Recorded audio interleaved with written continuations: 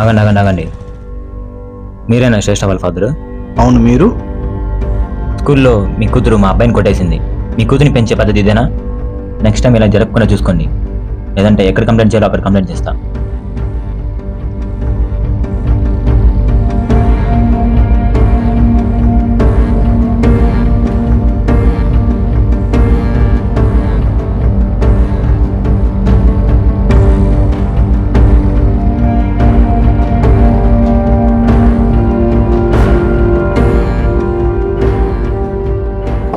Sir.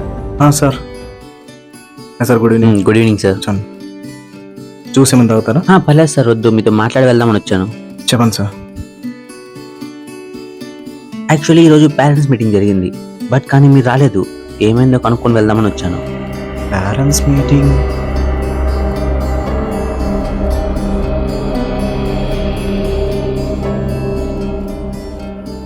Sorry sir, కొద్దిగా urgent పని ఉండడం వల్ల రాలేకపోయాను.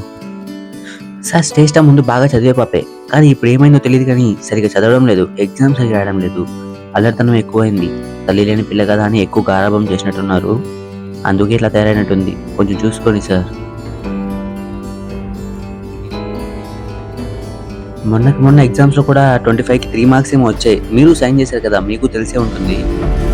సైన్?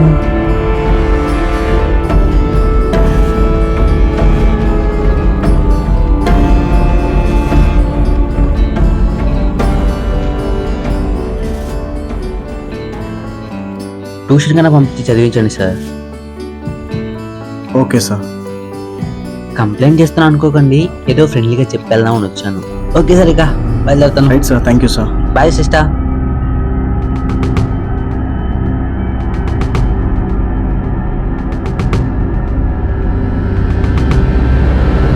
ఏరా సారు, పోరా పో.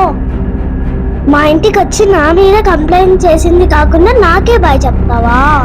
నీకుందిరా సారు, నీకుంది.